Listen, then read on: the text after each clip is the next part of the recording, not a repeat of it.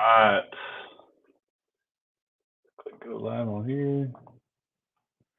What's going on, guys? Appreciate you guys tuning in. I'm a little late. I just got done with the AFC South Roundtable. Not sure if you guys had a chance to check that out, but it's a pretty good show over there with Ruben and Harley and AD.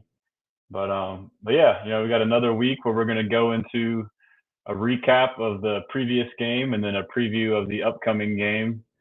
Unfortunately, this week the recap's going to be a little somber, but it'll be nice. I hate that it's on a Wednesday after a loss. Recapping the game on a Wednesday after a win is nice. You get to continue to savor it, but it'll be nice to finally flush this for good and we can all move on. But it's been a crazy week on Texans Twitter. I know a lot of people got a lot of different opinions, and everyone's got good points and valid frustrations. So I'm hoping that we get past this and this week and have a good game and we can get back on track to where we were and everyone's happy and where we need to be. So just give me a second. I'll continue to let it get piling up here. I want to make sure I got my Instagram live on so I can see the comments. I don't know where it went. Let's see, it was right there. That's kind of weird.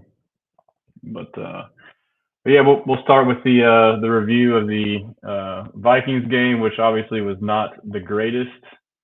But yeah, just give me 1 second to make sure I got this. I might need to reconnect my Instagram. I don't know why I did that. Let's see. Remove. Let me go ahead and re-add that. Blessan or Stressan. One of these days I'll get a more professional setup and be more streamlined. But it's tough, I obviously, put a lot of content out there, so I'll do that stuff a lot, and then I have a couple little girls, so I don't really get the most time to prepare in the evenings for these things. But I kind of like just going off the riff and interacting with guys. So if y'all are in the comments, if you have the ability to, fire away some questions or comments, concerns, whatever it may be, and it kind of helps the show go a little smoother. But there we go. Now I got Instagram rolling. Okay. All right. All right. What up, IG? All right, yeah. So I'll just go ahead and start. I know we don't got a lot of people in right now, but I'm sure y'all start to pile in, and I'm sure a lot of people don't want to hear about the Vikings loss too much. So, what up, Luke on IG? Appreciate you tuning in. What up, Marcus? Appreciate you, bro. Enjoy interacting with you, man. Harris says Vikings on top. Yeah, I can't say anything to that. Y'all definitely were on top. No Diddy.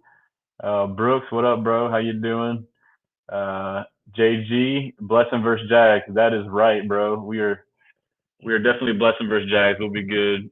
Ryan says we will bounce back Sunday. That is absolutely right. I can't wait for that, man. Brooks says admin goaded. That's correct. Ryan, we will bounce back. Yep. Ain't no way, bro. It's all good, man. We lost to the Vikings. Is what it is. Marcus John Mechie stepping up for Tank Della Sunday. I would like to see that. This obviously would be a game that he would be active, but it sounds like Tank's not going to go.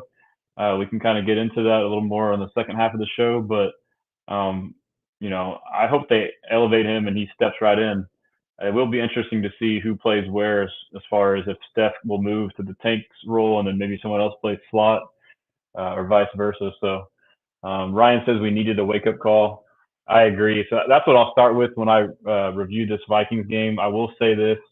The Texans team itself, and I would think D'Amico probably agrees with this, but they did need that wake up call.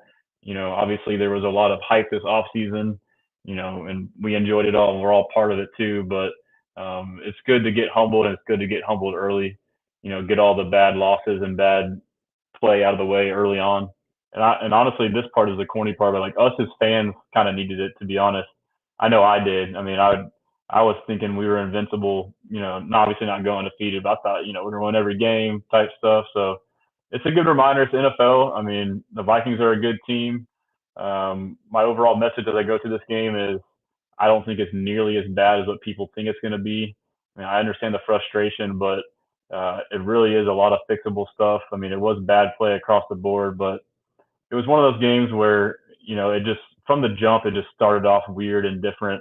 And then as the game progressed, you could really tell it was just one of those games where nothing was going to go our way. On top of being outcoached, out schemed on both sides of the ball, and outplayed, there was the element of like nothing went our way. Darnold having several tip passes and going for completions, and we have tip passes that go for interceptions, and then he has a fumbled pass that goes for almost a first down instead of being a sack turnover. It goes for a first down, and there's so many different things like that, and they add up throughout the game. And I feel like we didn't get any of them, but that's not me making excuses. It's just like me painting a picture. Is It's not as bad as it seems, in my opinion. Marcus on IG says save Mixon and Tank for Bills next Sunday.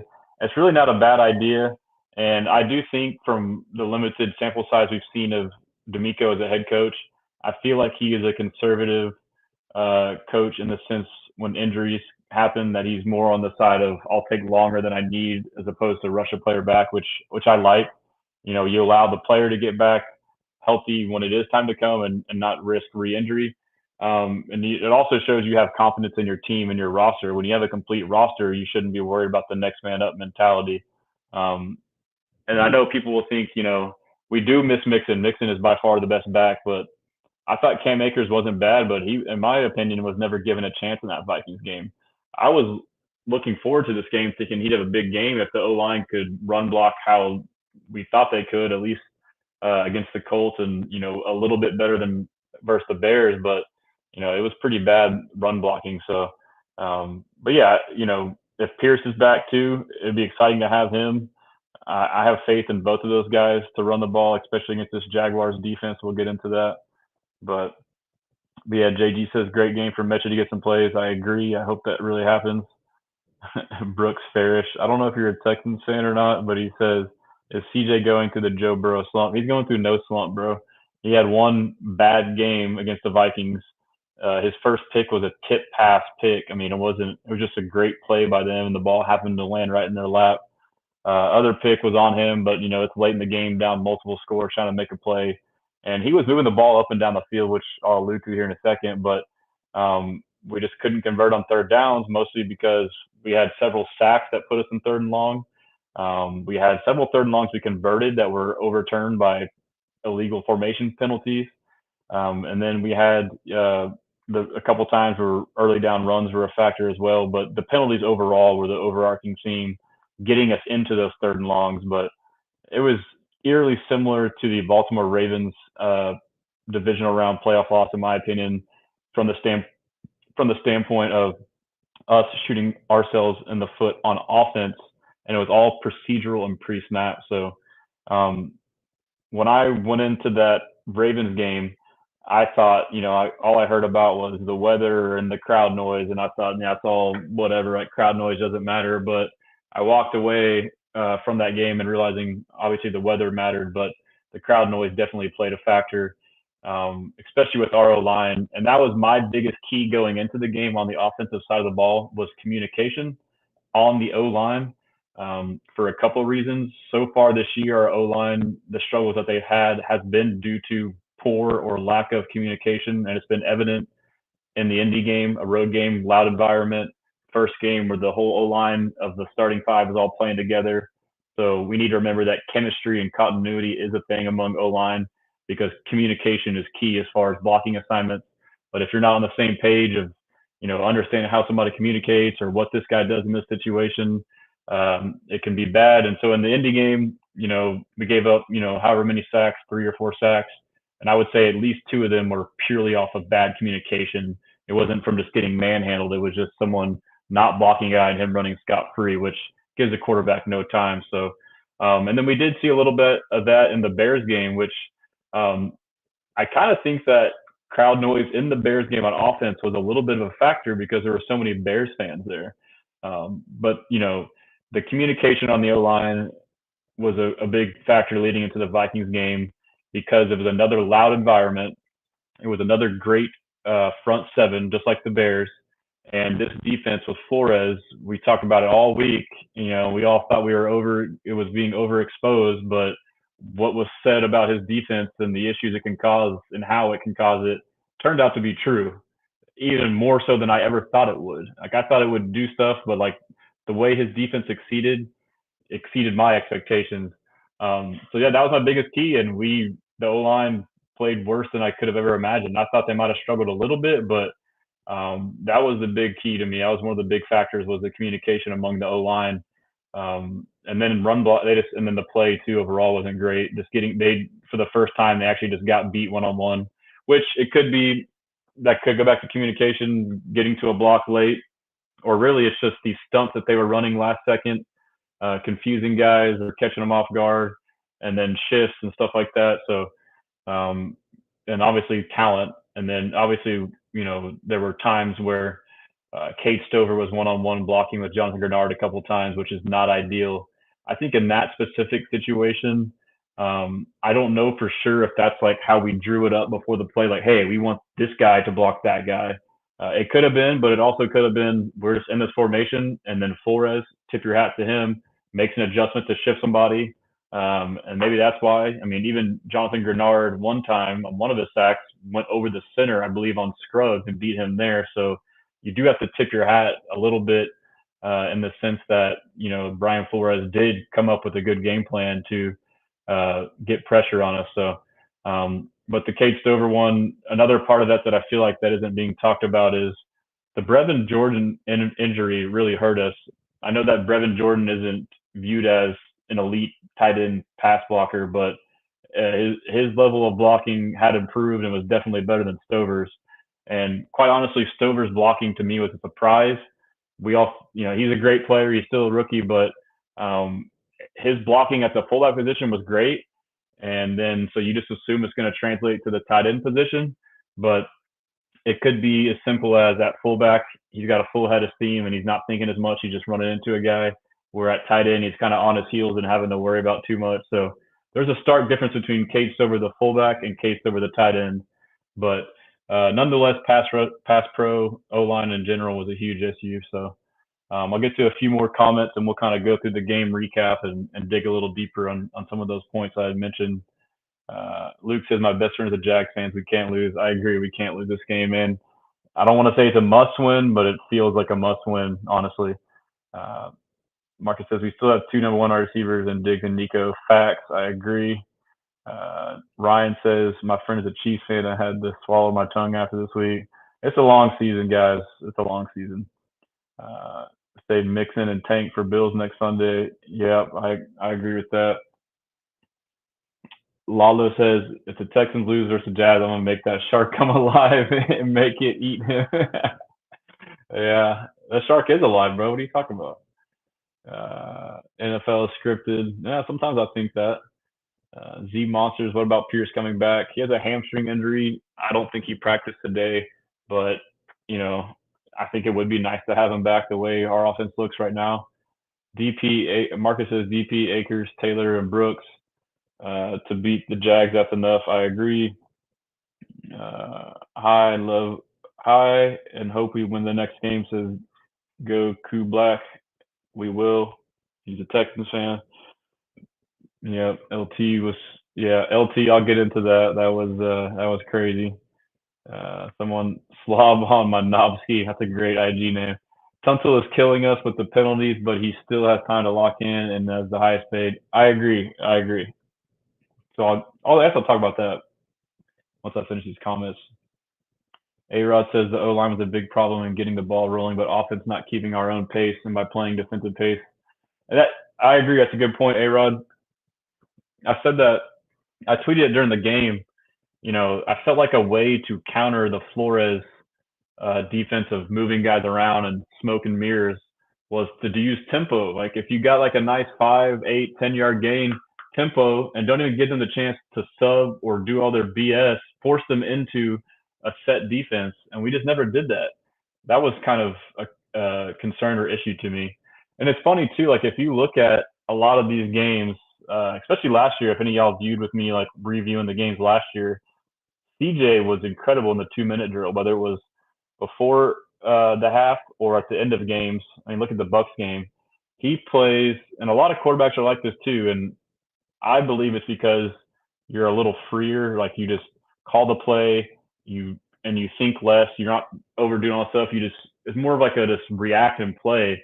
And, maybe we can do that overall, but like we definitely need to have more tempo just a little bit to kind of mix the game up here and there, and especially in a situation like the Vikings game where the defense is playing all these games. So, um, but yeah, see, Brandon's got a couple here. They better get that crap fixed immediately. I agree. I mean, it's it's not excusable at all, but like at this point, it's definitely not excusable if it happens again. If the season goes on and we see Case over one versus Aiden Hutton, I'll be pissed. Yeah, so I don't know. I guess Irv Smith might be. I don't know if he'll be active this week, and I don't know how he is as a blocker, or if we just have to be forced to run more 11 personnel and less 12 personnel with two or 21 personnel with two tight ends. Um, but you know, we might have to adjust some things going forward. So, but yeah, let's see. Let's get the screen going here. Present share screen. Yeah, sorry guys. I should have all this stuff laid out, but like I said, I didn't really have a lot of time today to kind of go through it all. But let's go through the box score here. This is a very simple thing, but it's my favorite thing to do to kind of get a feel for the game. So, optimism. The game was not as bad as we think. Exhibit A, 17 first downs for us to 19 for them. We had 16 passing to 12. This was the big point where the game was lost. Third downs for us on offense, we were 4 of 14. Obviously, the talk this week and today is about being in third and longs, which we'll see when I go to the play-by-play. But a lot of the third and longs we were in, contrary to people's belief, is not because we were running the ball on first and second down. We actually threw the ball on first down quite a bit, especially in the first half, which is a better barometer. Since the game was close, it's kind of not fair. Of course, if you're behind in the second half, you're going to throw it more. But I want to say it was 13 total first down plays. I counted it earlier today in the first half. And out of 8 of the 13, we threw the ball, and 5 we ran. So I forget the percentage, but it was maybe 60 something percent. And so, so a lot of our third and long situations were not due to running on first down. I think there were like 2 of the third and longs out of, I didn't count the total, but I'm assuming there's 6, 7, 8, however many third downs that were third and long. A couple were from, you could blame it on running the ball on first down and not getting yards, but 2 or 3 were from sacks, big sacks, like 10 to 12-yard sacks that basically just were drive killers that got you in third and long. And then the rest, like we hate to say it, but it was the damn penalties. And it was the penalties that were dead ball penalties that were, you would think are controllables. And as I mentioned earlier, the communication, the crowd noise was a factor, but we had countless false starts, which are highly inexcusable. I mean, maybe some leeway with the crowd noise, but the amount we had and how frequent we had was totally inexcusable. The whatever the call was on Scruggs for the abrupt head movement, I mean, I guess that's the way the rule goes. So you can complain about it. It's BS, but they called it, whatever. Like, got to learn from that. And then the third one was all these illegal formations. I mean, those are inexcusable too. I mean, maybe Tunsil, like you can justify him getting the first one. Maybe he's not used to those refs. Maybe they call it different than what he's been used to. But first, they probably warn you. 2, they call it. At that point, there's no excuse. You just line up closer. So I'm not sure how many totally had 2 or 3, or if we had 2 or 3 altogether, but that is inexcusable. And the killer about those was, unlike the false start's terrible too, but at least the false start like stopped the play, and we didn't like quote unquote waste a play. The illegal formation ones are total killers because you run the play, you make a great play and get the first down, and then we got a penalty because this guy lined up too far back, and it's just mentally is like a mind, it just messes with your mind, and a momentum killer too. So those were the absolute killers, and absolutely just unacceptable. So, and as an O lineman, you can, just like a receiver, if you're a receiver and you're on the ball, you check with the ref, hey, I'm on. Yeah, you're good. Okay, cool. Same thing with a tackle. Like, hey, I'm on. Okay, cool. Like either you're not checking, or okay, maybe sometimes it's too chaotic with pace and noise, but I mean, it's completely inexcusable. I'm glad this stuff is happening now. I hope we get it fixed. I have faith we'll get it fixed. Right here, Laramie Tunsil is going to false start again. I mean, there's nothing indicating that he won't. So this next game will be interesting. It's a bounce back game for the Texans. It's a bounce back game for him. If he has multiple penalties again, then that's going to be an issue. I will say prior to this game, I was in the boat of defending Tunsil on these false starts, in like the sense that, I'll take a couple false starts here and there in return for getting elite pass protection on the blind side of my quarterback. But at a certain point, the penalties are way beyond that. Like in this game, there was no defending. He literally single-handedly, with a lot of these penalties, killed all of our drives. I mean, you can see through this box score. I'll go through the yards. We outgained them 296 yards to 274. And sure, you can say X amount and we're garbage, but like on offense, we were moving the ball. Like, so I know a lot of people are frustrated with Slowick this week about play calling and this and that. And, there is some blame to him. And obviously the ultimate blame to him falls to him for offensive lack of production, but I don't think it's as bad as people think. It's really the biggest thing is the penalties. It literally killed us. Like every time we would get a first down, it would be overturned or we'd be stuck in a 3rd and long. But really, to me, the offensive struggles are in this order. It was the penalties and then the O-line play. The pass pro was terrible. The run pro was terrible. With no run game going against these teams with two high safeties. I know y'all been hearing about it from Slowick. He said you got to be able to run the ball against 2 high safeties, but it's true, and we have not been able to do that. Whose fault that is? To me, first instinct is O-line. So we need O-line to step it up big time. Brandon says D-line stopping the run was my biggest concern there too. Yeah, so I don't think that the run defense was as bad as it looked. There was a big chunk play from Aaron Jones, and I think if you take that out, they averaged like 2-point-something yards per carry. And then obviously too, like that run late in the game, once the game's like out of hand, the defense is gassed and, they're kind of maybe not playing as hard. But that being said, the interior defensive linemen did not play good. They didn't grade good. We'll see that. And D'Amico pointed it out on the coach's show, Coffee with Coach with Vandermeer and Harris, that it sounded like the defensive interior linemen weren't playing discipline. And again, that could be because maybe you get behind and on defense you try to start doing too much, so you become undisciplined and leave your lanes. But basically, he said the middle of the field was wide open, allowing the running backs to get onto the second level defenders quicker. Normally, there's some resistance, and that allows the backers to come in and tackle. So, not worried about Jacksonville game. I agree. I'm not worried about Jacksonville, but at the same time, still got to take care of business. So that'll be nice. My take on that is we should win in a blowout. It should be a get back game for the offense where we should score 25 to 30 plus points. But I am trying to caution people, a win is a win still. Obviously, I want us to blow out, but I know people are going to be upset if we don't, light up the scoreboard and win by a bunch of points because we saw the Bills do it. But we do need to remember it still is a divisional game, and Jacksonville is basically playing for their season. I mean, they're not, but they kind of are. Their backs are against the wall, but they are 0-3 for a reason. They are a bad team. We are a much better team. If we are still the team that we think we are and just had a bad game, bad matchup, we should be able to handle the Jags, and we'll get into that. Guaranteed to get a shit ton of defensive penalties this game now. The refs were terrible too. I mean, I know we're biased, but they were bad. That roughing the passer on Darnold was BS. And there was a handful of other ones. I mean, the Petrie PI, that was PI, but he didn't need to hold him, 1, and 2. I've seen that not called, but you can't complain too much about that. You start film yet? No, I haven't started film yet. Jags game will determine how we do against Bills. I agree. Let me check IG real quick.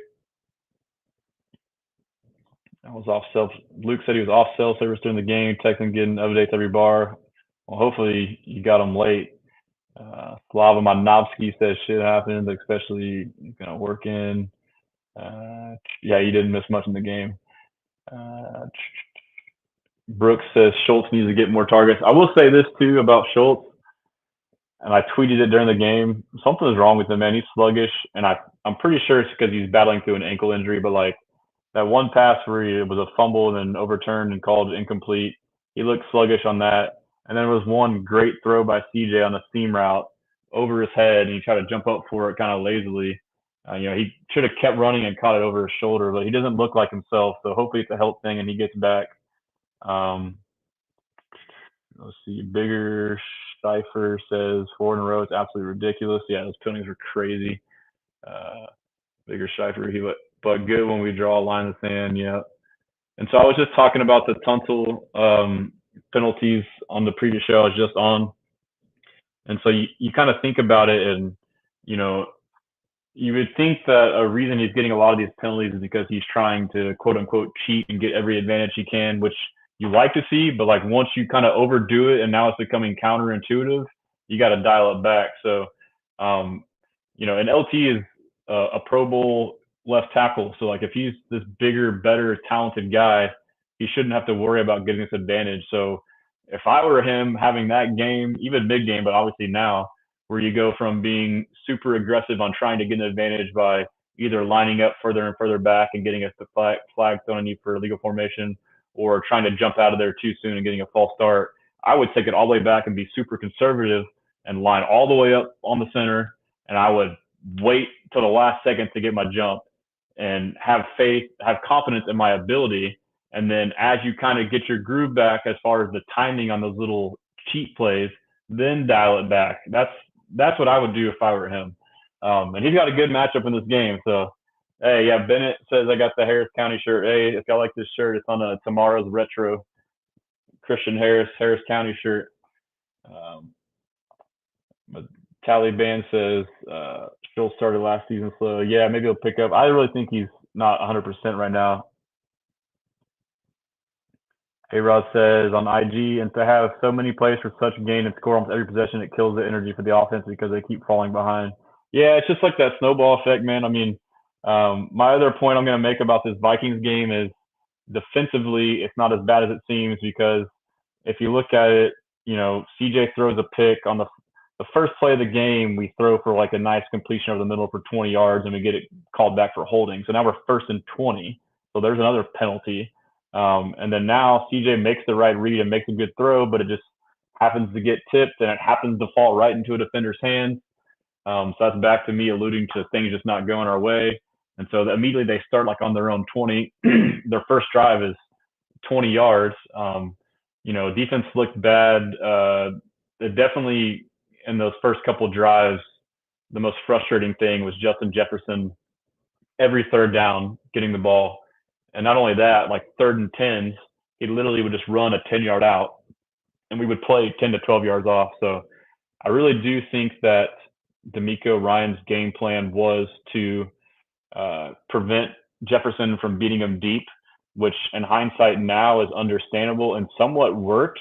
It's just these first 2 drives, it worked in the sense that if it would have been a normal game where if we would have punted the first drive and they had to drive 80 yards or, bend but don't break defense, then it would have been fine. But the fact that they got the ball off the pick at the 20, you couldn't keep that same game plan. You needed to get up in his face and make him beat you over the top. But yeah, he's converted 2 third downs. We'll see in a second on that first drive. And then the second time they got the ball, we missed a 50-plus yard field goal, and they had like a 50, 40-yard field to go. So, right off the bat, they're averaging a short field, and next thing you know, you're down 14-0. But really, I think I touched on this here is offensively, obviously O-line, but third downs, and I went into the reasons why, but third downs on defense were also just as bad. They got 6 out of 13, but the ones that they got were every time they were in goal to go on third down, they converted for a touchdown. I mean, that's 3 times 7, 21 points, as opposed to if you hold them to 3 field goals, that's 9 points. That's, 12 points right there. That's a big difference in the game. So there's stuff like that. It's just situational ball is another factor. Lowe says, I feel like the Texans have been real conservative, CJ Stroud. Yeah, I don't know about this year. I mean, obviously last year they did, and they kind of opened up, and maybe they are this year. I don't know if it's just, the team as a whole kind of slow to start. The defenses, obviously, that's a big storyline in NFL is these defenses are, making QBs earn it. But CJ's alluded to this several times in his press conferences, and again this week, it really takes the week 5 or 6 for these offenses to really get going. And he alluded to, like, you play these different types of defenses. You go from training camp where you play your defense for a month straight and they run the same defense every time, to where now you're playing a different defense each week. And it kind of takes, 4 or 5 games of playing all these different defenses to where now when you play one of those again, you've seen it and can and be better. So I think there is some truth to that. And you can see across the league. I mean, Nico Collins is leading the league in receiving yards, and it feels like he hasn't even done much. Obviously, he's on a great pace, but even like the NFL passing yards leaders, it's pretty underwhelming. Things will definitely pick up here soon. This match was a fluke. Yeah, it was just crazy, man. Uh, I think they will let Kalen Bullock call for the ball on INTs more. I swear he could have had 3 or 4 INTs.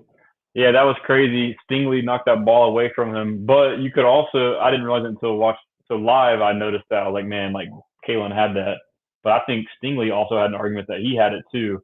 I don't know how you call someone off on that, but and that was another example right there. That play of them just getting every break, like that was a terrible ball, and both of our guys are right there for the pick, and we don't get it. That could have changed the game too.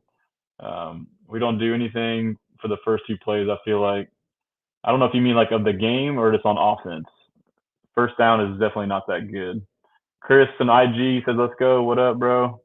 Marcus, don't put Eric Murray on JJ. Yeah, that was crazy. I mean, the other part of it too is we got out schemed, out coached. Kevin O'Connell is a great coach, great offensive mind. He ate D'Amico's lunch with some of these motions and play calls. One of the touchdowns that was thrown on the crossing route to the running back Aaron Jones, I believe. He was out of the slot, and we got us all mixed up, and he was wide open on the mesh route. Yeah, Murray can't cover it all. I agree. Matthew, we gave him touchdowns with INT and pass. Exactly. So this again, we got beat, but like if you put everything into perspective, D'Amico says this a lot, and I actually had a coach used to tell me this a lot, and I agree with it 1,000%. Nothing is ever as good as it seems.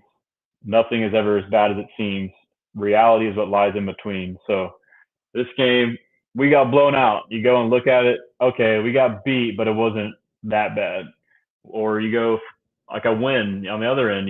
We destroyed them. You look at it. Oh, okay, like we beat them, but like it was still a close game. So I mean, it's good to kind of have that mindset. And I know D'Amico has that, and CJ has that, and it's good for players and coaches to never get too high or too low. So still early in the season, says A-Rod, facts, 100%. And then Marcus says have to get Diggs and Nico involved. I agree. Toa did it as well previously. I'm not sure. What are you talking about, Brandon? But yeah, back on the stats. I mean, total yards, we outgained them. We had the same amount of drives. We had more yards per play. Obviously, more passing yards.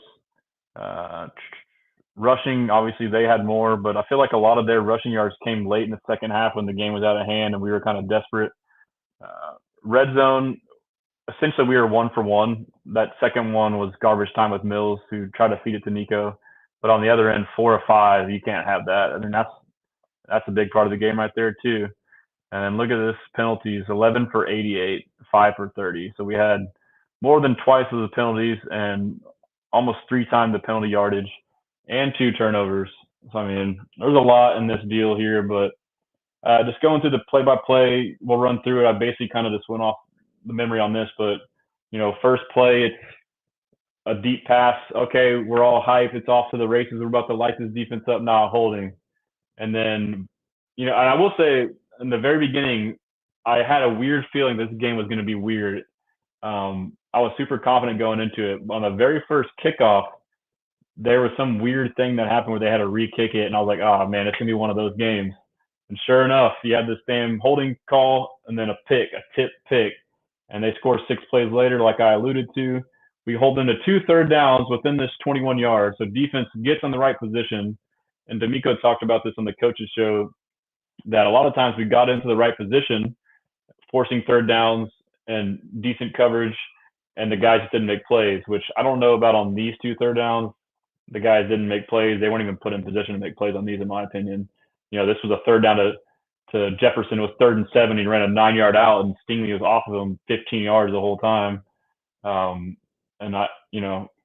I don't know whose fault that was, but again, I think that game plan wasn't terrible if the situation was different. Because we'll look at the box score. I don't think his stats were crazy. He kind of held him in check a little bit after, but and then 36 touchdown. That was one on Murray. And then here's the drive killer, first down, scramble for 1 yard, a 3rd and 7. We convert to Diggs. Nice. So okay, we're good. Akers, crowd pass to Diggs, 7 yards. So another first down. Boom, penalty. False start, Tunsil. And then this was the Schultz play that was overturned for incomplete pass. 2nd and 15, not a good situation.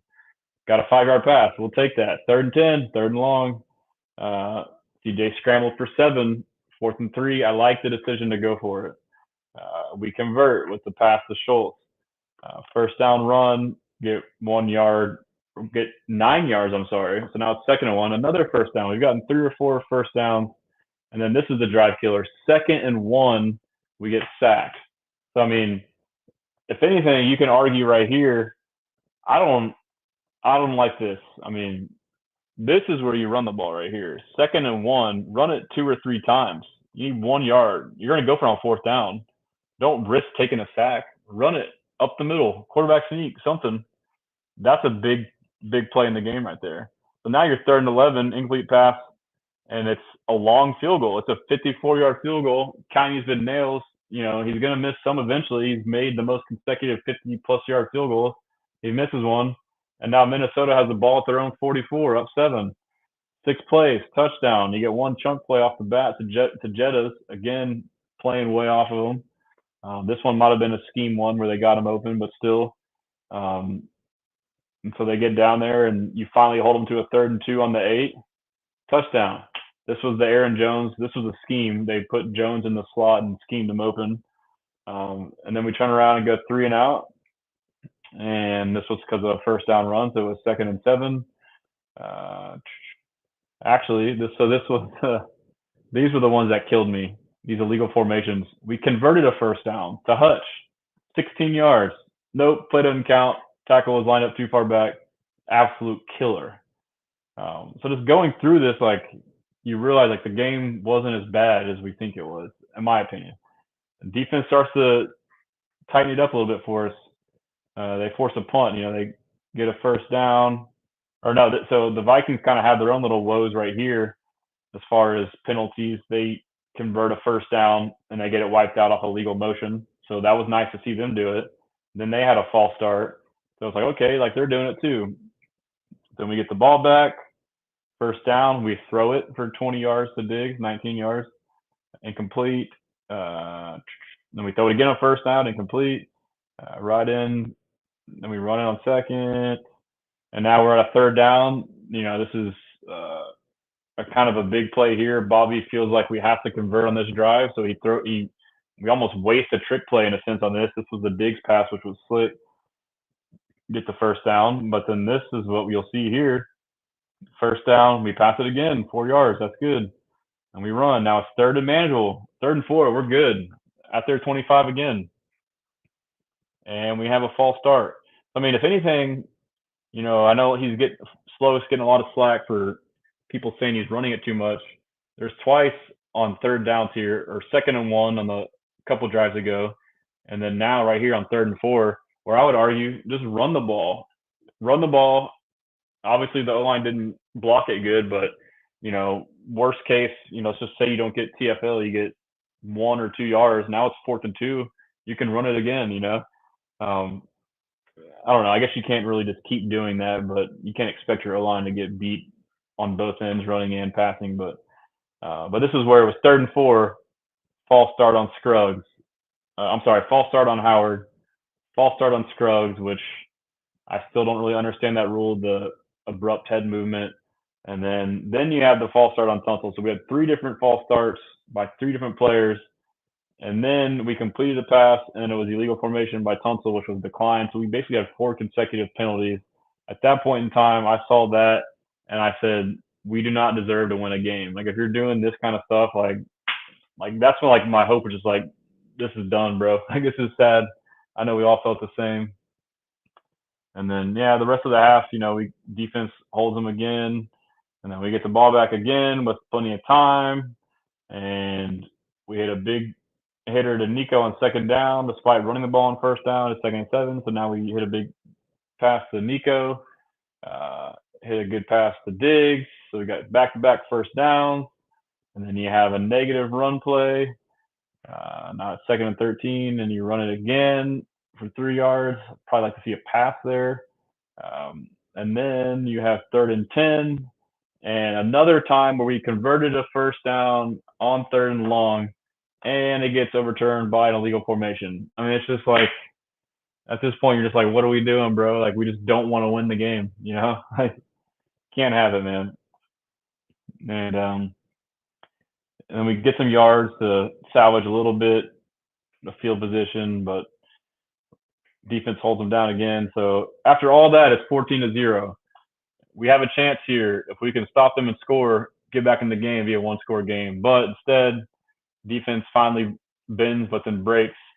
And then after that, it's pretty much game, in my opinion. 21-point lead in the second half. You're going to start pressing on offense. So things kind of go haywire after that. And then we follow up with 3-and-out.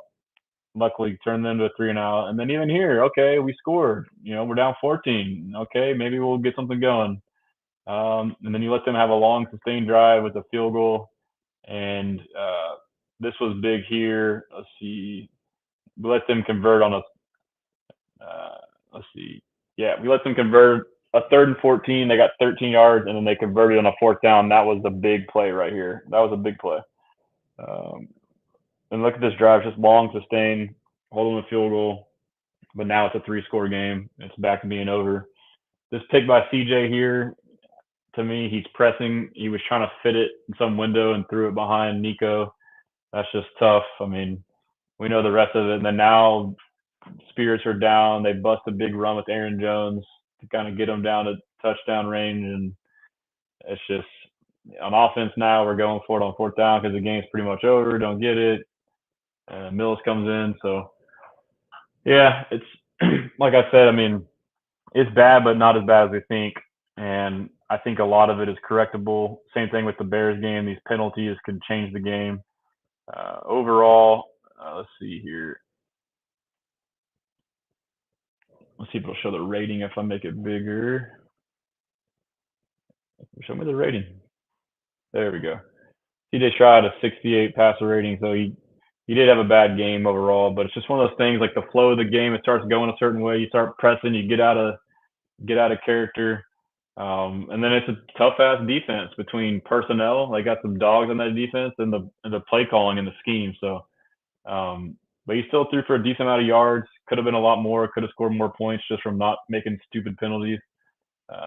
Darnold had a pretty good day. I mean, the other thing too on defense was like we got pressure on him, and this was another thing from last year that was an issue for us. I feel like we need to improve upon was our pass rush gets there so often, but very little do we finish the rush. We'll get there, and a guy who's even remotely mobile, Darnold, he's an athlete, but he's not like Caleb Williams or Lamar Jackson. He'll get out of the pocket and make a play. He did that several times.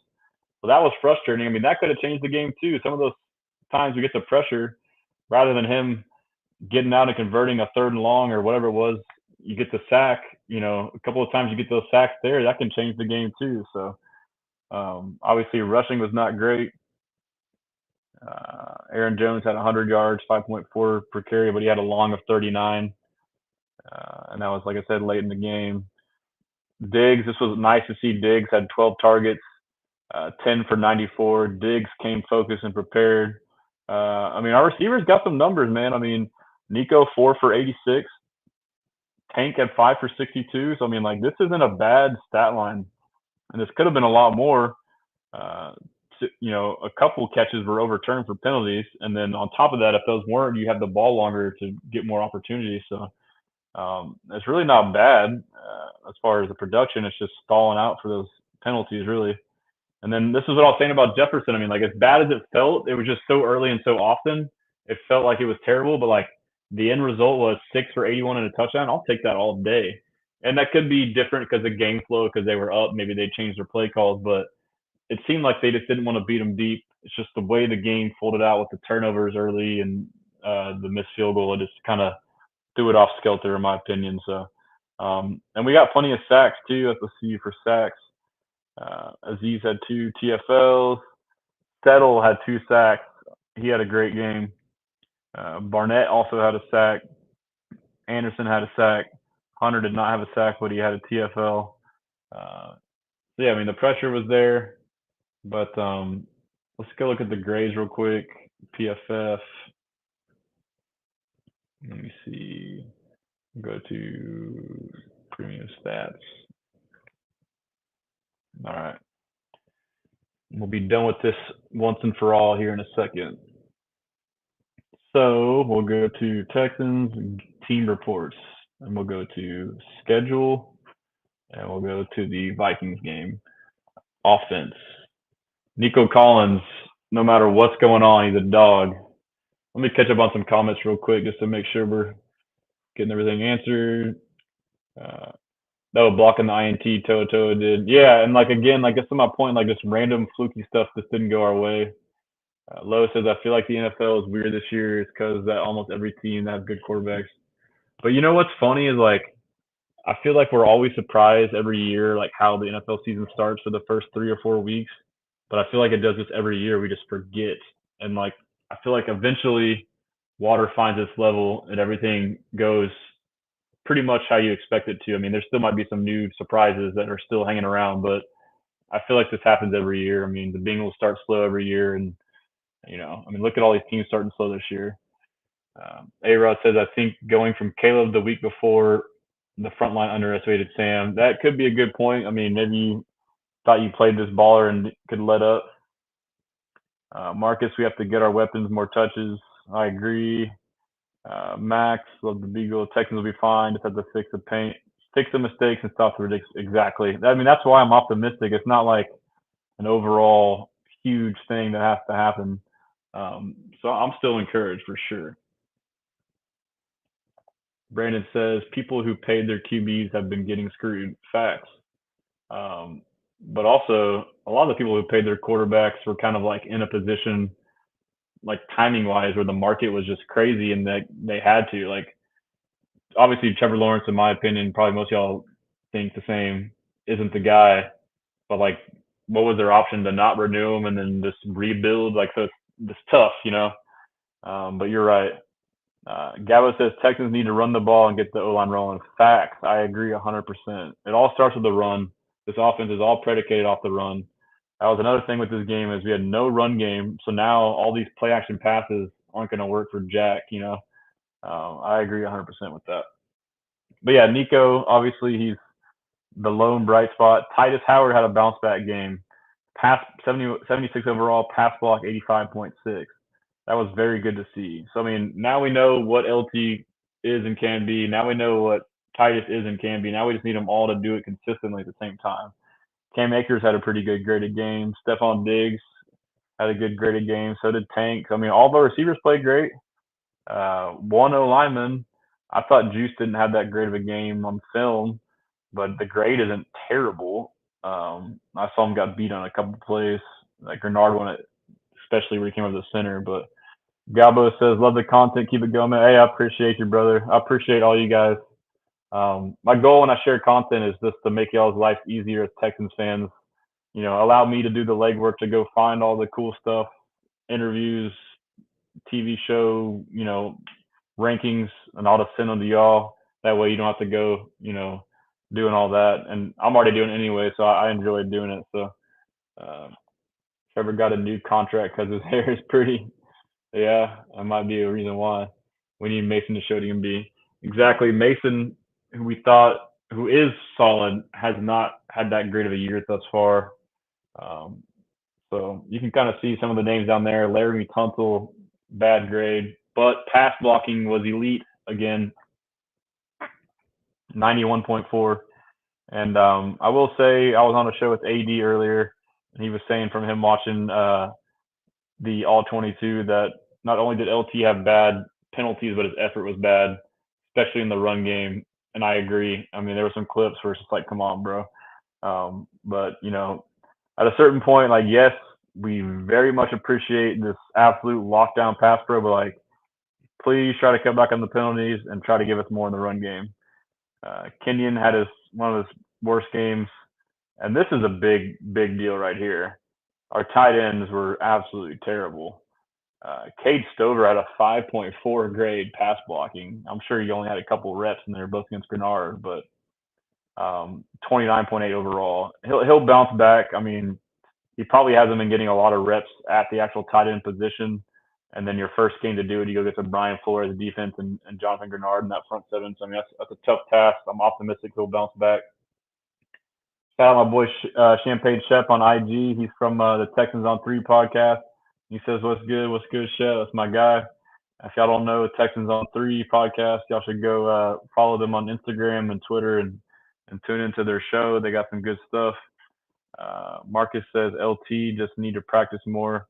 Yeah, and I think that could be part of it too. I mean, he's a vet, so he don't do a lot in training camp and whatnot. I mean, he was out there, but he's not as much as other guys. But it's definitely not an excuse. But it does seem like a lot of the penalties he had in that game are mental. Just gotta lock in, man. I mean, we can't be having that, and I expect him to. I mean, he still might go back to his old self where he has a false start here and there, but I don't suspect there's a world where he repeats what he did this last game. There's no way. And I'll address too, like, the comments after the game that was a little concerning, that he kind of somewhat deflected the blame, whether he was right or not. I mean, I'm sure there's a couple penalties, one or however many, that false starts that could have been on the center or partly because of the center. But even if that is the case, like if you're like the vet, you shouldn't say that, or at least say it in the way you said it. And maybe it came off the wrong way. I only read the transcript. I didn't see the video, but that is a little concerning to me. But you see guys like CJ, he will never defer the blame. D'Amico is the same way. So I am confident, though, that it was addressed in-house between D'Amico and CJ. So it's nice to have those two leaders in place, knowing that will be addressed. Like, hey, bro, like, come on. So, yeah, he's been getting a lot of fire, as he should, and I think he'll respond. This will be an interesting matchup against Josh Allen Hines. I want to say he got 2 sacks last year against him. So, I mean, it's not just a turnaround, it's a cakewalk. Obviously, like we just said, his pass blocking was great, but he needs to have a lockdown game and a penalty-free game to kind of get people off his back and get this thing rolling. So it's definitely a bounce-back game for him. It's a responding game for him. My awful Jags got to play all. Dang, Gucci. Let us know what you think the score is going to be. And I don't know. Some of the Jags fans are cool. Some aren't. You seem like you're cool. What do you think the score is going to be? And what do you think about Trevor Lawrence? Yeah, exactly, Brandon. I mean, you can defer blame, but like the excuse, like I get the refs are inconsistent with the illegal formation penalties, but like I said earlier, like once you get one, like first they're going to give you a warning, at least one warning, and then you shouldn't get a penalty. Then let's just say, okay, fine, then you get a penalty. There's no way you should get multiple penalties for the uh, same illegal formation when you've been warned about it. I mean, at a certain point, you have to realize, okay, these refs call it different. I'm changing how I line up. It's not. But so I mean, that's fixable, bro. We got it. But just on the flip side, Minnesota, Jefferson. I mean, like we graded more guys overall on the high end, but they were just kind of more consistent offensively. We'll just go to defense real quick. Same thing with them defensively, like nothing crazy popped out. So like it seems like they were just more of a team, and this kind of indicates too, like we didn't really get outplayed. It was just schemes and flow of the game and penalties. It was just dumb stuff, man. I mean, I'm sure if we look at our defense, okay, yeah, I guess our defense didn't grade nearly as good, but our lone bright spots. So offense graded a lot better than defense. Will Anderson, Kalen Bullock, Jimmy Ward Jimmy Ward did pretty good for, that's not terrible, but that's a surprising grade for Hunter. So this is the finishing right here. Will Anderson Jr. tackling 40 against Sam Darnold, and I guess running back, so mostly Sam Darnold. Danielle Hunter tackling 30. These guys got to learn how to finish, man. Like they get there and they just jump and dive. Like y'all are some big dudes and athletic. Like learn how to like. I feel like the DNs just get so excited when they see a potential of a sack that they just leave their feet and just make it like a dumb decision. And part of it too might be these BS penalties about roughing the passer, so you don't really you kind of freeze when you get there. But this needs to be fixed. We need to finish those rushes. Like those are game changing plays. But Henry had a bad game. Wow, he had a first good 3 weeks. He got exposed this week. Uh, Foley had a bad game. He's been playing good. Settle had a bad graded game, but he had 2 sacks. His pass rush was high. So yeah, our interior defensive line, this checks out. I mean, they had a bad game, and it checks out grade wise. Mario Edwards, Tim Settle, Foley. You know, we got to have better than that. Um, Kamari had a decent game. I mean, not a great game. So Stingley didn't have a good game. This is concerning for me with Stingley. What I was worried about last week, tackling. He's normally a good tackler, but his tackling has gone to the wayside lately. Not sure why, but no. But yeah, we'll flush that. We're good. Let's move on to the next. I think that's it with that. So now it's the Jaguars. We'll go over the Jaguars' last game to see where they were at. I mean, obviously, we all saw the bloodbath that was Monday Night Football. Let's see. Marcus says, we resting Tank and Joe Mixon. Yeah, I hope we do. Let's see here. 38-10 Texans. I think Trevor is good. It's just our O line is awful, and he's having to speed up his decisions and ends up making mistakes. We need to figure out. Yeah, I mean that is an issue.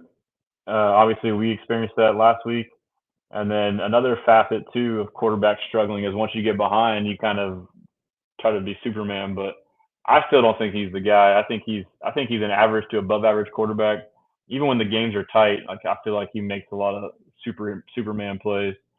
That's funny though. My prediction for the game is 38-13 Texans. Uh, what player do you think is going to go off against the Jags? Nico Collins for sure. So the Jaguars run man coverage or cover one, which is man with a single high safety, 51% of the time. And Nico Collins is the highest graded PFF player against man coverage. Um, and you could say, oh, well, they'll change to the too high shell that's been giving us fits that Bobby Slowick always talks about. But you don't just switch from running a certain defense 50+% of the time to running some new stuff more often and succeed at it. They could try, but it's not going to be as effective. And then for me, so now that we're on this Jags game, I like to look at like positional groups to see, the biggest mismatches. And I feel like I say this every week, but the biggest mismatch in this game is the Texans receiver core. Even if Tank Dell isn't there, you still got Nico and Steph. Mechie, Woods, I'll take him against their secondary. Hutch. I'm still very confident in that core to make big plays. Obviously, we saw him get shredded by the Bills. I feel like it wasn't a very good secondary to start the year. They've had a lot of injuries on top of that. And then now they run man coverage. And this new coordinator, if you run man, then you're relying on the pressure to get there. Evidently, it's not getting there. I want to say I heard on the Monday Night Football broadcast that the Jaguars pass rush win rate is like bottom of the league, like 28.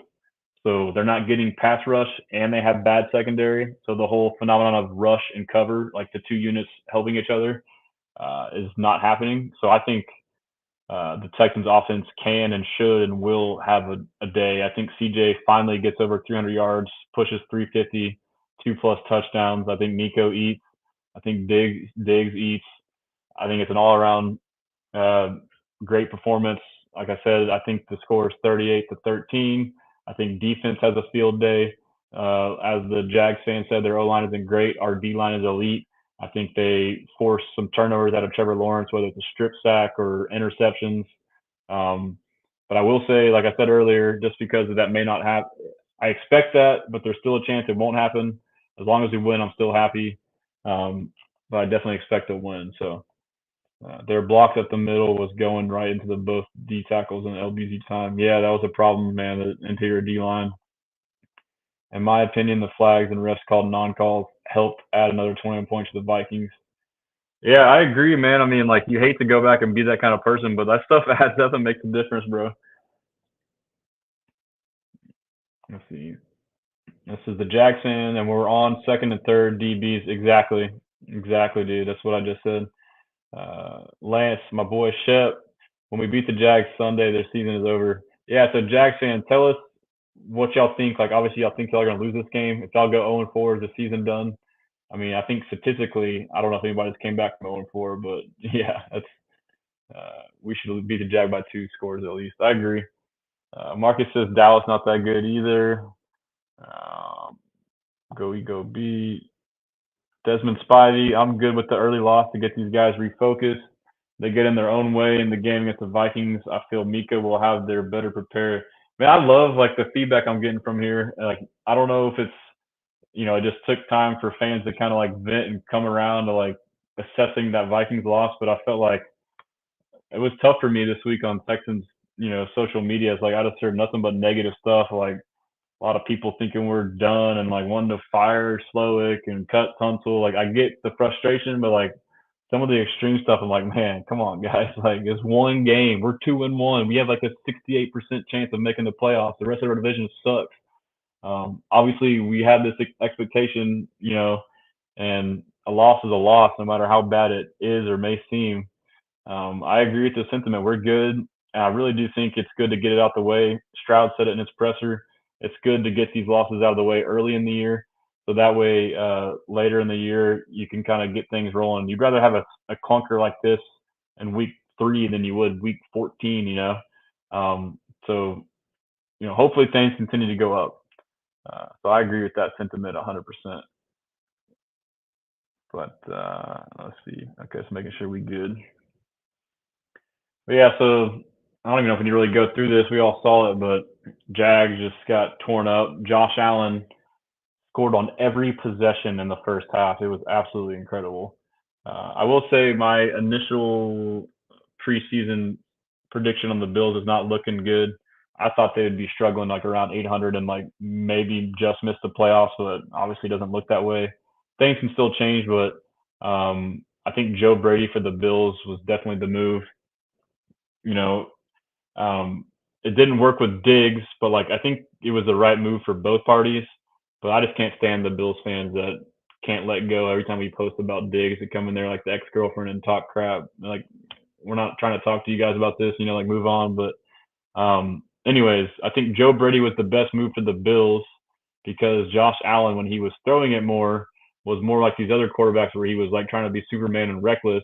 Now he has Joe Brady running like an actual pro offense with running the ball, hitting the underneath, screens, checkdowns.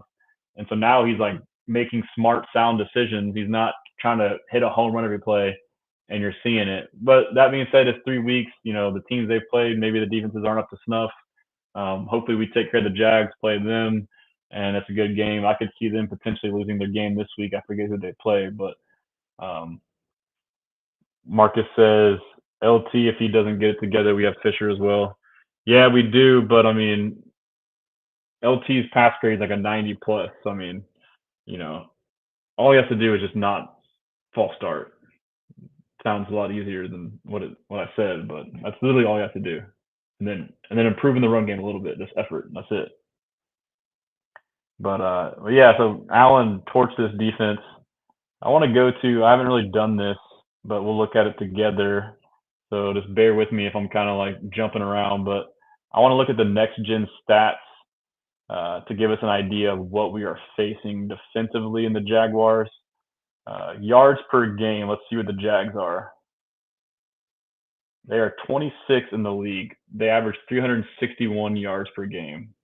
Okay, we should get that. And so they played Miami in the first week. It was like 17-10, and Miami doesn't seem to be like the team that they normally are so far. Their defense doesn't look great, and their offense, Tua is obviously out, but he didn't look great. And then in their second game, who did the Jags play? They played. Let me see. So their first game they lost 20-17 versus the Dolphins, a game they should have won, and then they lost 18-13 to the Browns, and it's like a clunker.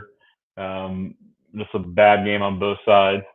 And then Bills, they just got smoked. Um, so they haven't really played the first two opponents. Dolphins, good team that's not playing as good as normal. Browns, average team who's playing worse than normal. Bills, great team. So keep that in perspective while we go through these stats right here. So they're terrible in yards per game, EPA per play. It basically gives you an idea of like how much their defense helps them win. They're the fourth worst EPA per play allowed. So we're going to light it up on offense. Fantasy, I would stream CJ Stroud, Nico, Diggs, probably Akers. Let's look at pass yards per game. The Jacksonville Jaguars have the third worst pass defense in the league, 252 yards per game. If this doesn't scream get right game to you guys, especially for the offense, then I don't know what does. Let's see, EPA per pass, kind of a similar deal, third worst. Let's see what their rush defense is like. So, I mean, rush yards per game, their rush defense isn't nearly as bad. 22nd least, 109, and we give up 97. So, the ground game, this might need to be a game where we just 11 personnel aired out. That's what it's got to be. That's what it's got to be. Obviously, you need the run game going, but this is the one game where if there ever was a game to abandon the run game and get away with it and still succeed, this might be it. But let me go back and we were looking at these other stats. I didn't highlight the Texans. EPA per play. Let's see where the Texans rank. We're 11th best in EPA per play. Yards per game, our defense is going to be, wow, we are the fourth best in yards per game allowed in defense. So defense is still solid. Again, that Vikings game, they didn't methodically drive the ball on us. It was short field position. Let's go to pass yards per game. Let's see where we're at in that. And we're, top 6 in pass yards allowed. So our defense is solid. I mean, we're matching up well. So let's look at the team offenses on the flip side of that and get a full picture here. We are the 11th best in yards per game with 341. Let's see what the Jags are. Man, the Jags are bad, dude. 276. So we got a massive advantage on offense yards per game. EPA per game should correlate to the same, essentially 16. Our EPA per play, isn't that great. So the EPA isn't as big of a disparity either at 22 down here. I'm sorry, I need to start scrolling down so I can see some of this stuff. Yeah, Desmond, what are the Jags strong at, and what do you feel like the Texans will do to stop it? It looks like on defense is their run defense. And I don't know what we'll do to stop that. Just ignore it, pass the ball, and open up the run game by passing, and maybe get to a big lead and wear them out that way. Let's see. Yeah, they got a ton of injuries on defense, linebacker and safety. We'll go to pass yards per game, offense. A lot of talk about how our offense sucks and we're not getting yards and we don't have explosives. We are averaging the 8th most passing yards per game. I feel like, obviously we've underperformed, but a lot of things at play. We've played good defenses. Defenses are playing prevent against us essentially with 2 high safeties. I feel like we all saw that we had these 3 stud receivers and we just assumed we're going to throw for 500 yards a game. It's like, it doesn't really work out like that, I think our expectations of the passing game were underperforming, but at the same time, they're also too high. And also, like I mentioned earlier, offenses really do take a little while to get rolling. All that being said, we're still 8th in the league in pass yards per game, as bad as it is. So, that should help us realize it ain't that bad. I don't think it is. EPA per pass, 14th. Oh, we didn't look at the Jags pass yards per game. Jaguars pass yards per game. So the Jaguars are like the bottom 5 or 6, 160 pass yards per game. I will say they have Evan Ingram, who is a big part of their offense. He leads their offense in targets last year.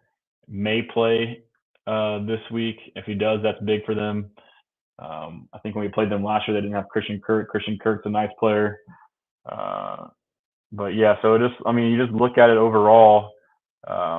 We got a lot of advantages, but something else we can look at is on PFF. We haven't done this before, but you can go to NFL scores, and we can look at like a preview on here. Let's go to Texans Jags. So this is pretty cool. If y'all don't have PFF, or if you do, you might not even know about this, but like if you're a bettor, it'll like tell you what they think the actual line is, which I don't know how they formulate it and how good it is, but they have their own rankings. Their overall ranking is 28th, we're 14th. Their defense is 16th, we're 13th. Their offense is 18th, we're 11th. So it may not correlate with the next gen stats.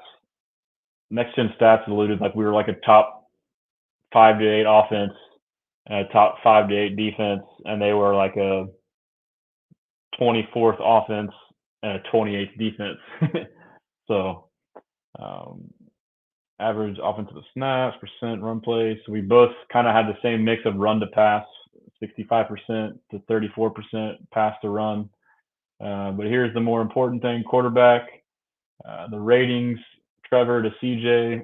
CJ has played a lot better than this. Is still a pretty decent grade. He's played a lot better than this. Besides this Minnesota game, which I feel like was an anomaly for us. Passer rating when clean, CJ much better. Passer rating under pressure, much better. What does this tell me? We need to pressure Trevor Lawrence, and I think we will, whether it's via blitz or with our front four. Their O-line is putrid. Big time throw percentage. Trevor has a little bit more. Maybe he's throwing late in games. Turnover-worthy plays. CJ has had a fair share, but I don't know if I way too much into that. But it'll tell you too the injury report. Olakun is out for the next 4 weeks, and he was probably their best player on their defense outside of Hines. Josh Allen Hines. Any other names here? Gabe Davis questionable. You can see their secondary. Ingram questionable. Texans we already know, obviously. Mixon's probably not going to play. I would guess not. Pierce might play. Brevin Jordan out for the year. That's an injury I feel like is hurting us. But yeah, this is weird. This Dalton Schultz questionable with the leg. Like what do you mean your leg? Like ankle or that explains why he looks sluggish to me, honestly. Let's see. Brandon says, did you see them release coverage calls by percentage for each team? Yeah, so the Jaguars is 51%, and I think we have 3 different coverages. Like I think it's 3, 1, and maybe 4. But like the Texans are pretty good at like evenly distributing it. So season would be over for Tank, for Travis, or Sanders. That sucks for the Jags. What would y'all do with all that money you just gave to Trevor? That's crazy, man. Life comes at you fast. I said it yesterday. We need to calm down. Facts, Shep, facts. Yes, each game does matter a lot, but it's also you shouldn't overharp one loss. Facts, Shep. Preach, my brother. Stressan's how you feel about Allen looking good without Diggs. Yeah, I don't know if you heard me talk about it, but I don't think it's an indictment on Diggs. I think it's more an indictment on Allen and him having an offensive coordinator that knows how to use him. He went from having him, the previous guy, Ken Dorsey, who's now at the Browns, who they suck on offense now. An OC that just let him go wild, and you had like this roller coaster where he would make 60-yard scramble bombs and then throw pick sixes or picks or fumbles. Now it's more of like a consistent less risky offense, I would say, and he's better in that sense where he can still make plays with his legs here and there. So I think it's I think both parties benefited. Like Diggs coming to us, I don't think it's an indictment on Diggs. I think it's just a matter of Brady having Allen in a much better offense, and also too, I will say he looks like one of the best quarterbacks in the league, probably right behind Mahomes right now. But again, it's 3 weeks; things can change. I don't know if he'll keep that up or not.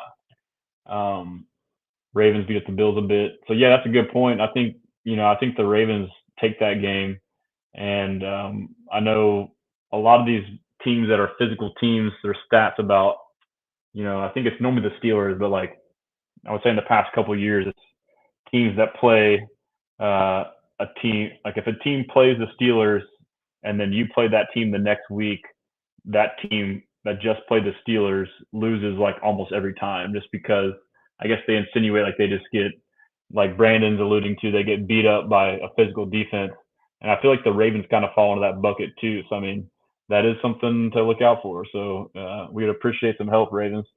Bills lost linebackers. Yeah, so I mean, and again, it's 3 weeks. It's matchups too. Like we really don't know who's who in the league. Like we don't know who's good and who's not. Like we're just all, making our best guess is off a small sample size. But I mean, who knows? The Bills could have played 3 games where they played three of the worst teams in the league. We don't know. Um, I want Jags to win some games except for this game. They want Doug Peterson fired, and I hired Belichick. Yeah, I don't know if they would they? But I don't know if I'm scared of Belichick at this point, dude. He's kind of old. Let me catch up on IG. Kingley, man, is Tank Dell expected to miss this week? I think he is. It sounds like it's a pretty certain thing. Aaron Wilson expected it, but if he didn't, I would agree with you. He would go off against the Jags. He always does. Marcus says, "Wait till we get Christian Harris back." Facts. That's soon. Uh, Marcus, yes, C7 Tank Dell. Uh, Yep, Tingley, man. I hope that we do have. They better, if Mechie is active, we need to get him involved. Charles says he's itching for that go off. Facts. He deserves it, and he's ready too. Marco says no way. What's up, Zach? That's my boy Zach. Marco says no way Belichick is going to join a team mid-year. I think he means for next year. The guy who said Jags getting Belichick. Shet says to me it's all about will. This Jag games comes out. That's a good point, man. I mean, yeah, it'll show like the character of this team. Like, how do you respond? Like, you just went and got your ass kicked, and a lot of it was due to us just not being focused. So, and then now you're playing a divisional opponent at home with a team that's not good so far and struggling, and a chance to basically end their season. Like, how do you respond? I agree 1,000%, and I expect us to respond accordingly. Uh, you should have 2 weeks of running the ball a lot for everyone.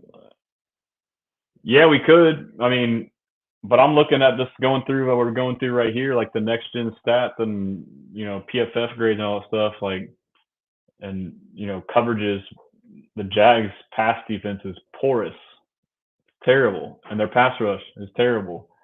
And I don't know if next gen stats had like pass rush win rate. That would have been something to look at.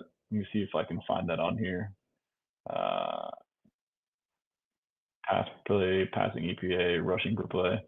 I'll try and get more advanced on that next gen stats and find stuff like that, and I'll try and get it all presented in the slideshow. But I kind of like just going through it naturally, so y'all can like see how I'm thinking it through, and we basically can think through it together. And I like interacting, so I mean, I don't know. Y'all can tell me if y'all like a more formal show with like slideshows and like a presentation, or do y'all enjoy just kind of just shooting the shit, just going along? And this is kind of how I derive not my game plan, but what I think about the game. Honestly, I think it's kind of fun this way. But Harris, I don't know. I know he's a minimum of 4 games, so again, D'Amico is, in my opinion, a coach that is air so more so errs on the side of caution as far as players returning from injury. So it could be longer. I have no idea. I haven't heard anything about it.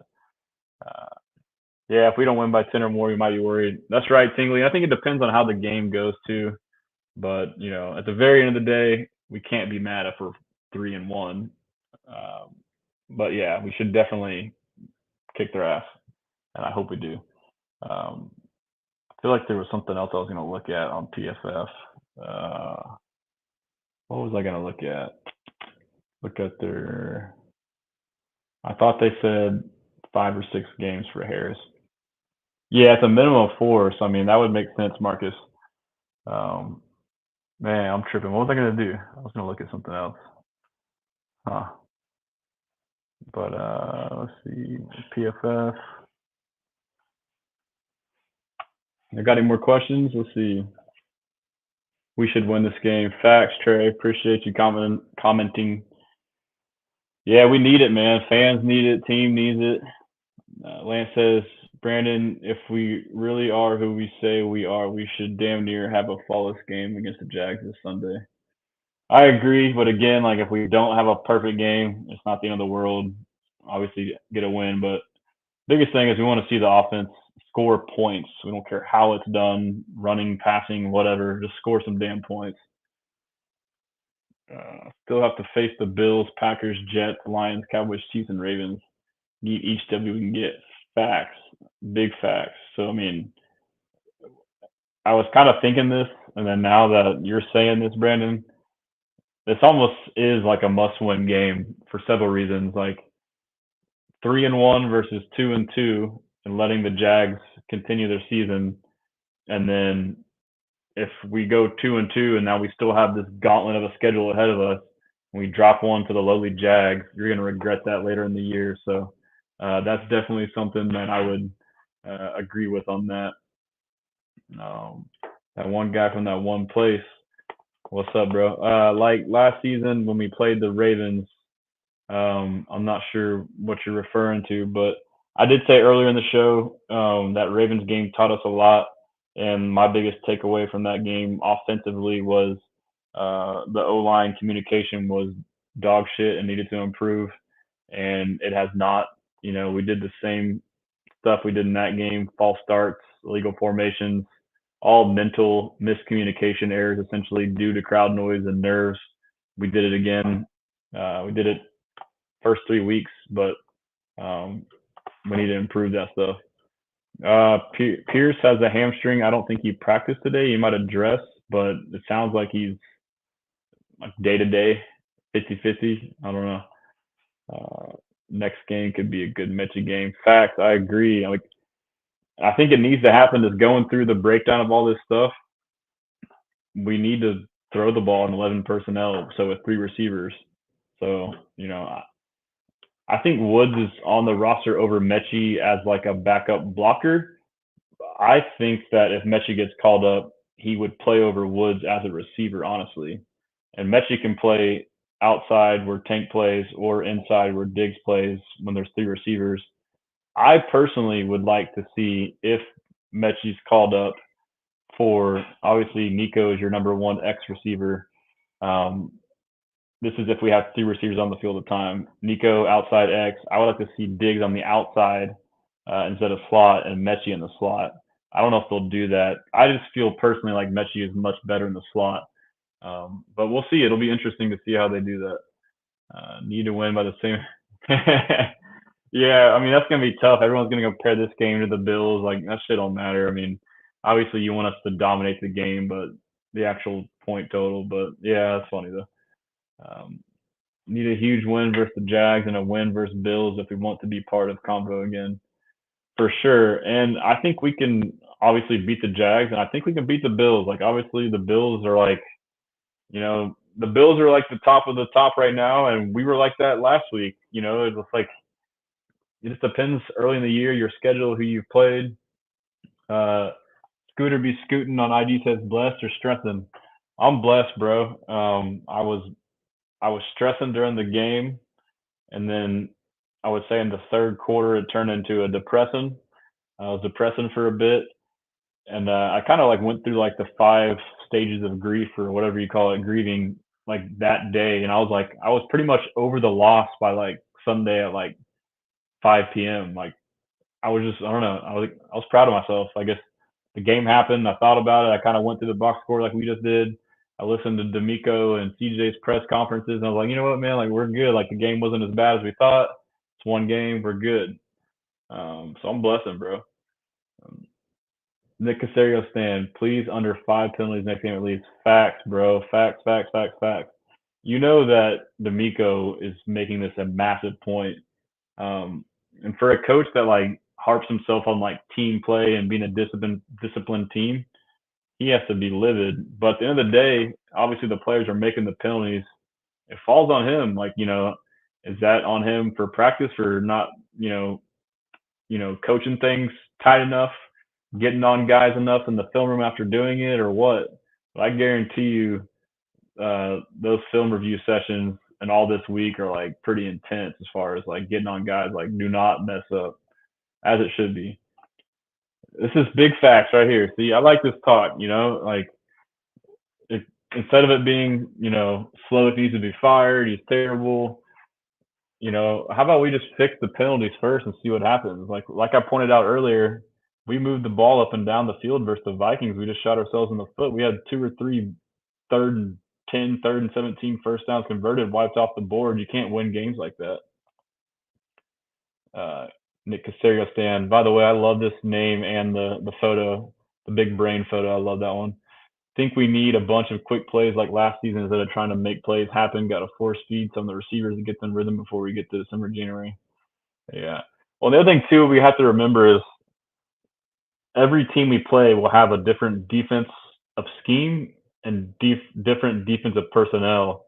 So I agree with this. That's what we should have done in the previous 2 games, and we weren't quite able to do. But it may be different in this game with the Jags running cover one. Maybe you can beat them with some slants, but I mean, there's going to be some deep shots. And then the other thing too about man, this is going to be the scramble drill where, if they go cover one and bring an extra guy or two, 5 or 6, and CJ gets pressured and breaks it, this is where you're going to see the big bombs like you would see in the scramble drill. So now you got guys in one-on-one coverage. CJ evades the rush, has 5-6 seconds to throw. You're going to see the Nico 60-yard touchdown, Dig 60-yard touchdown. Hopefully Tank, if not Mechie. Like you're going to see some of these big scramble plays.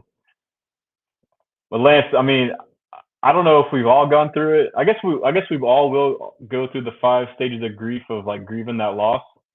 I guess my process was probably like on the fast side. It sounds like you recovered pretty quickly too, and it sounds like a good amount of our friends are probably still in stage 4 or 5. But some people may not fully get over it until after this Jags win. But hopefully, a lot of you guys aren't stressing. You're on the way to Blessan. Harley, what's up? I see you on IG. Appreciate you tuning in. One slow Gallo on IG. We win versus Jags, 7-game win streak. Fact. Let's do it. But yeah, I don't think I have much more. I meant to pull up some film, but I had a long day. I'm getting tired. Maybe I'll do like a pop up one and watch film, or I'll post stuff. I don't know. But appreciate you guys tuning in.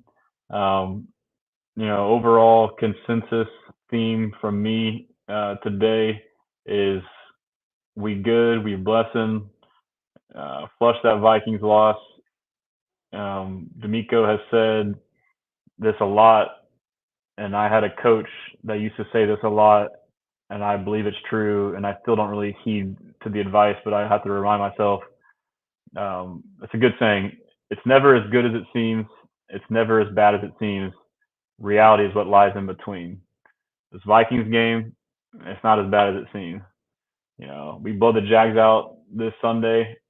It seems like we're the best team in the league. It's not as good as it seems. It's still good. So basically, just stay in even keel and level headed. So appreciate you guys. Blessing, Shep. Y'all check out my boys over there, Texans on 3. I will see y'all on the internet. We blessing.